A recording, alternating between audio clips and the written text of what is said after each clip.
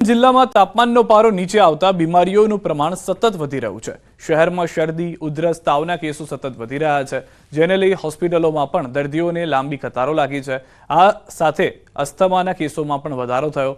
જ્યાં આ દ્રશ્યો આપ જોઈ રહ્યા છો તે પ્રમાણેની પરિસ્થિતિનું નિર્માણ થઈ રહ્યું છે। અમારી ઓપીડી 2094 છે, એક અઠવાડિયાની ઓપીડી, જેમાં અમારે 107 દર્દીઓ એક્યુટ રેસ્પિરેટરી ઇન્ફેક્શન વાળા નોંધાયેલા છે। બાળક દર્દીઓની જે 2000ની ઓપીડી છે એમાંથી 700ની ઓપીડી બાળક દર્દીઓની છે અને જે 107 જે કેસ નોંધાયા છે એમાંથી 50 એક્યુરેટ રેસ્પિરેટરીના જે દર્દીઓ છે ઓપીડીમાં નોંધાયેલા એ બાળકોના છે। છોટાઉદેપુરના નસવાડીમાં સામૂહિક આરોગ્ય કેન્દ્રમાં એક સાથે 90 મહિલાઓને ફેમિલી પ્લાનિંગના ઓપરેશન માટે લાવવામાં આવી। આરોગ્ય કેન્દ્રમાં 30 બેડની સુવિધા સામે 90 મહિલાઓને બોલાવાઈ। છોટાઉદેપુર જિલ્લામાં ફેમિલી પ્લાનિંગના ઓપરેશન માટે સર્જન ન હોવાથી નર્મદા જિલ્લામાંથી બોલાવવામાં આવે છે। બીજા જિલ્લામાંથી સર્જન આવતા હોવાથી મહિલાઓને એક સાથે બોલાવવામાં આવે છે અને ઓપરેશન કરવામાં આવે છે। જોકે ઓપરેશન કર્યા બાદ આ મહિલાઓને ક્યાં સુવડાવવામાં આવશે તે સવાલ છે। આદિવાસી વિસ્તારમાં આરોગ્યની સુવિધાઓ કથળી રહી હોવાની સ્થાનિકોની રજૂઆત છે। નસવાડીમાં મોટી હોસ્પિટલમાં બનાવવામાં આવે તેવી પણ માંગ ઉઠી રહી છે। કે હોસ્પિટલમાં 30 જ બેડ છે અને 90 જેટલી બહેનોનું ઓપરેશન કરવું છે, તો પ્રશ્ન એ છે કે આ કેવી રીતે બહેનોનું એ કરશે, બરાબર? અને સરકાર પાસે માંગણી એવી છે કે જે બહેનો છે, બરાબર, એમને આ બેડની સુવિધા વધારે। આપણે સર્જન ડૉક્ટર છે તે ગરુડેશ્વરથી આવે છે, બરાબર। આપણા તાલુકામાં કે કોઈ સર્જન ઉપલબ્ધ નથી, એટલે બહારના જિલ્લામાંથી કે તાલુકામાંથી આવે છે અને આપણી હોસ્પિટલ અંદાજિત 30 બેડની છે, બરાબર। તેમ છતાં આપણે પૂરેપૂરી વ્યવસ્થા કરશું કે કોઈને ખાટલો બાકી ના રહે, ગાડલું પણ મળી જાય। પૂરેપૂરી વ્યવસ્થા બહારથી ગાડલા પણ અરેન્જ કરી લીધા છે, એટલે દર્દીને અગવડતા ના પડે એ માટે પૂરું ધ્યાન રાખવામાં આવ્યું છે। આઈઆઈએમ અમદાવાદના વિદ્યાર્થીના અપઘાતની ઘટનામાં મૃતકના પિતાએ માનવ અધિકારના દ્વાર ખટખટાવ્યા છે। ગાંધીનગરમાં માનવ વિદ્યાર્થીના પિતાએ માનવ અધિકાર આયોગમાં કરી છે રજૂઆત। મોતની તપાસમાં આઈઆઈએમ મેનેજમેન્ટ ફેલ ગયું હોવાનું વિદ્યાર્થીના પિતાએ આક્ષેપ કર્યો છે। આઈઆઈએમ મેનેજમેન્ટનું પિતા પર મીડિયા સાથે વાતચીત નહીં કરવાનો દબાણનો આરોપ મૂક્યો। વિદ્યાર્થીના પરિવારજનોને સમગ્ર કેસની પોલીસ તપાસ બાબતે અસંતોષ વ્યક્ત કર્યો।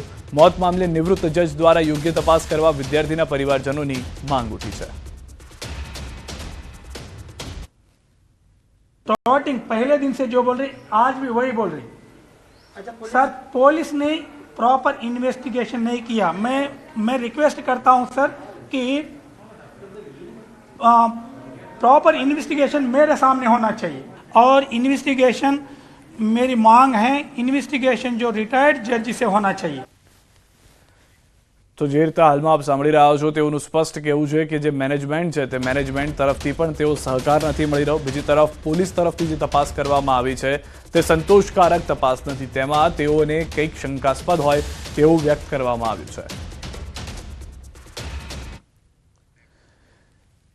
જામનગર મહાનગરપાલિકાની સામાન્ય સભા મળી। કુંવરબાઈ જૈન ધર્મશાળા ખાતે જેએમસીની સામાન્ય સભા મળી હતી। મેયર વિનોદ ખીમસુરિયાના અધ્યક્ષસ્થાને સભા મળી હતી। સભામાં મહાનગરપાલિકાના ઓડિટ શાખા તેમજ જુદી જુદી શાખાઓ માટે ભરતીના નિયમો મંજૂર કરાયા। તો બીજી તરફ પ્રશ્નોત્તરીમાં વિપક્ષના નગરસેવકો દ્વારા કામોમાં ગેરરીતિ અને પક્ષપાતના આક્ષેપો કરવામાં આવ્યા। બોર્ડમાં કોઈ પણ જાતનો સંતોષકારક જવાબ મળતો નથી। ક્યાંક ને ક્યાંક આ લોકો ખાલી વાતો કરે છે અને કાગળ ઉપર કામ કરે છે। બાકી અરે જ્યારે કામ કરવાની વાતો આવે છે ત્યારે બોર્ડમાં કહી દઈશું જોઈ લેશું થઈ જશે। એટલે અમે આ બોર્ડમાં જે કોઈ પણ ચર્ચા થઈ એ ચર્ચા અમને લાગતું નથી કે લોકો કોઈ પણ એમાં કાંઈ કામ કરશે। જામનગર મહાનગરપાલિકાના તારીખ 12/12/2024 આ જનરલ બોર્ડમાં સ્ટેન્ડિંગ કમિટીના ઠરાવ 821 તથા 28/11/2024 ભલામણ અન્વયે ઓડિટ શાખાની જુદી જુદી જગ્યા માટેની રિક્રુટમેન્ટ રૂલ મંજૂર કરવામાં આવેલ છે। તો ભરતીના નિયમો મંજૂર કરાયા છે, પરંતુ હાલમાં વાદ વિવાદ જે છે તે જોવા મળી રહ્યો છે। સામાન્ય સભા જે છે તે હંગામેદાર થઈ હતી। જામકંડોરણાના સનાળા ગામે ખેત મજૂરી કરતા શ્રમિક પરિવારના સભ્યોએ ઝેરી દવા જે હતી તે ગટગટાવી ગઈ અને મોતને વહાલું કર્યું છે। પતિએ પત્નીને કામ બાબતે સામાન્ય ઠપકો આપતા, પત્નીએ સંતાનો સાથે ઝેરી દવા પીતા ત્રણેયના મોત થયા. પરિવારના અન્ય સભ્યો કામ પરથી પરત આવતા રૂમનો દરવાજો ખખડાવ્યો હતો, પરંતુ સામેથી દરવાજો ન ખોલતા દરવાજો તોડી ઘરમાં પ્રવેશ કર્યો. પ્રવેશ કરતા જ ઘરમાં ત્રણેય સભ્યોના મોત થયા હોવાનું જાણવા મળ્યું. મૃતક મહિલા 36 વર્ષની છે, જેમને તેમની 5 વર્ષીય અને 6 વર્ષીય દીકરીઓ સાથે ઝેરી દવા ગટગટાવી મોત નીપજ્યું છે. પોલીસે આ મામલે આગળની કાર્યવાહી હાથ ધરી છે. સુરતમાં શિક્ષકે વિદ્યાર્થીનીને માર્યો છે ઢોરમાર. કૃષ્ણા વિદ્યાલયના શિક્ષકની આ કરતૂત છે. 5 વર્ષની બાળકીને ઢોરમાર માર્યો છે. વિદ્યાર્થીનીની તબિયત લથડતા સારવાર માટે સ્વીમેર હોસ્પિટલમાં ખસેડાઈ છે. પગમાં માર મારતા વિદ્યાર્થીનીને ચાલવામાં પણ તકલીફ થઈ રહી છે. તો વાલીએ ક્લાસરૂમના સીસીટીવી ફૂટેજ માંગતા શાળાએ ઇનકાર કર્યો છે. વિદ્યાર્થીનીના પિતાના શાળા સામે આક્ષેપ છે. શાળા સંચાલક અને શિક્ષકો ફરિયાદ ન કરવા માટે ધમકાવી રહ્યા છે. તો પરિવારે બાળકીને ન્યાય માટે મીડિયા સમક્ષ રજૂઆત પણ કરી છે. વધુ અપડેટ મેળવીશું સંવાદદાતા કીર્તેશ પાસેથી. જી કીર્તેશ, 5 વર્ષની બાળકીને શાળામાં માર મારવામાં આવ્યો છે.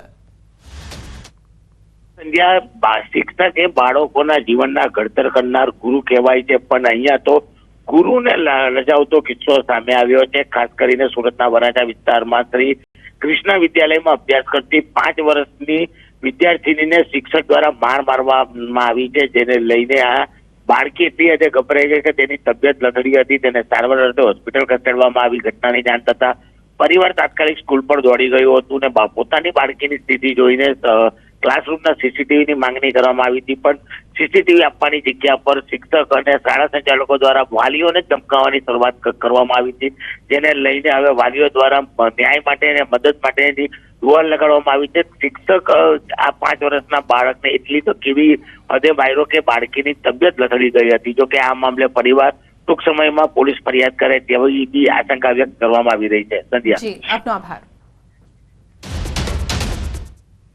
બીઝેડ ગ્રુપ પોન્ઝી સ્કીમ કૌભાંડના ભૂપેન્દ્ર ઝાલાની આગોતરા જામીન અરજી પર ગ્રામ્ય સેશન્સ કોર્ટમાં સુનાવણી શરૂ થઈ છે.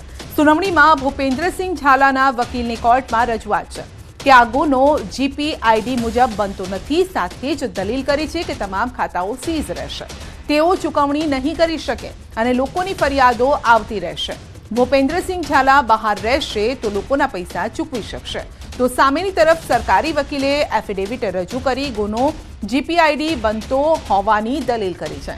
બીઝેડના CEO પાસે પૈસા ઉઘરાવવાનું કે કોઈ પણ લાયસન્સ ન હોવાની પણ વાત કરી છે. તો પૈસા કયા કાયદા હેઠળ ઉઘરાવવામાં આવ્યા છે તે જાણવું જરૂરી હોવાની સરકારી વકીલે દલીલ કરી છે. સરકારે ભોગ બનનાર 49 લોકોનો રેકોર્ડ કોર્ટમાં આપ્યો છે અને લાયસન્સ વગર 11 કંપની ઊભી કરી રોકાણકારો પાસે રોકાણ કરાવ્યું હોવાની રજૂઆત કરી છે. એજન્ટથી રોકાણ, રાષ્ટ્રીયકૃત બેંકો કરતાં વધારે વ્યાજ, ભૂપેન્દ્ર ઝાલાની મિલકતો, વિદેશની ટૂર, કિંમતી કારનું કલેક્શન સહિત તમામ પાસાઓ રજૂ કરાયા છે. બીઝેડ સ્કેમ મામલે શિક્ષણ વિભાગની કાર્યવાહી છે. પોન્ઝી સ્કીમમાં સંડોવાયેલા શિક્ષકો પર આવી ગાજ. તો અરવલ્લી જિલ્લામાં શિક્ષણ વિભાગે બોલાવી છે તવાઈ. મીડિયામાં જે શિક્ષકોના નામ આવ્યા છે તેમના નિવેદન લેવાયા. જિલ્લા પ્રાથમિક શિક્ષણ અધિકારીએ નિયમ અનુસાર કાર્યવાહીના આદેશ આપ્યા છે. વિદેશ જનાર શિક્ષકોને નોટિસ ફટકારવા કાર્યવાહી પણ કરાઈ છે. તો શિક્ષણ વિભાગની મંજૂરી વગર વિદેશ પ્રવાસ કરનાર સામે તવાઈ બોલાવાઈ છે. જે લોકોના નામ અથવા જે શાળાઓના નામ વર્તમાનપત્રોમાં આવ્યા છે અથવા તો મીડિયામાં આવ્યા છે તેવા શિક્ષણ સાથે સંકળાયેલા, અમારી સરકારી પ્રાથમિક શાળાના શિક્ષણ સાથે સંકળાયેલા શિક્ષકોના અમે રૂબરૂ બોલાવ્યા છે, એમના નિવેદન લીધા છે. હવે અમારા શિક્ષણના જે વિનિયમો અને નિયમોની જોગવાઈઓમાં જે જગ્યાએ ભંગ કર્યો છે અને એમાં જે મુજબની શિક્ષાત્મક કાર્યવાહી કરવાની થતી છે એ પ્રકારે અમે હાલ વિગતવાર એમાં તપાસ કરી રહ્યા છીએ અને જે કંઈ નિયમોના ભંગ થતા હશે તો એમાં જે કંઈ જોગવાઈ હશે તે મુજબ શિક્ષાત્મક કાર્યવાહી કરીશું. દેવભૂમિ દ્વારકા જિલ્લામાં પાસપોર્ટ કૌભાંડમાં મોટા ખુલાસા થયા છે. પાસપોર્ટ માટે સરકારી જન્મના રેકોર્ડ સાથે ચેડા કરવામાં આવતા હતા, જેમાં સાચી એન્ટ્રીઓનો નાશ કરી ખોટી એન્ટ્રીઓ મૂકી દેવાતી હતી. એસઓજી પોલીસે ખોટા ડોક્યુમેન્ટ બનાવતા તલાટી અને અન્ય મળતિયાઓ પર કાર્યવાહી છે. તો આરોપીઓ સરકારી જન્મના રેકોર્ડ સાથે ચેડા કરી વિદેશ જવા માટે નકલી પાસપોર્ટ બનાવતા હતા.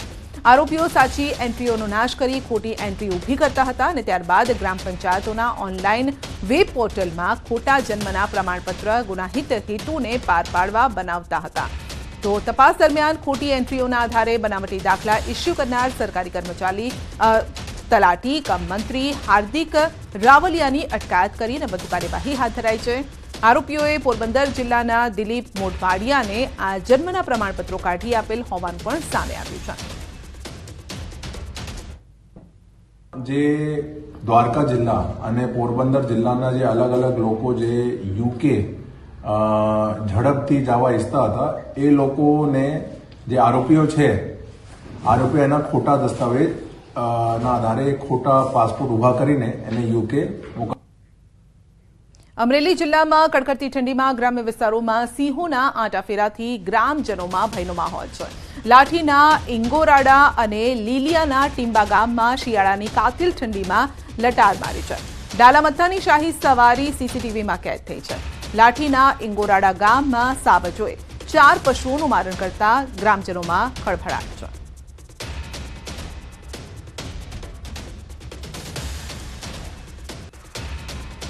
કડકડતી ઠંડીમાં સિંહોની લટાર જોવા મળી છે. તો ઠંડીમાં ગામની અંદર પ્રવેશ્યા છે સિંહ. શિકારની શોધમાં આવ્યા હોઈ શકે છે અને આપ જોઈ પણ શકો છો દ્રશ્યોમાં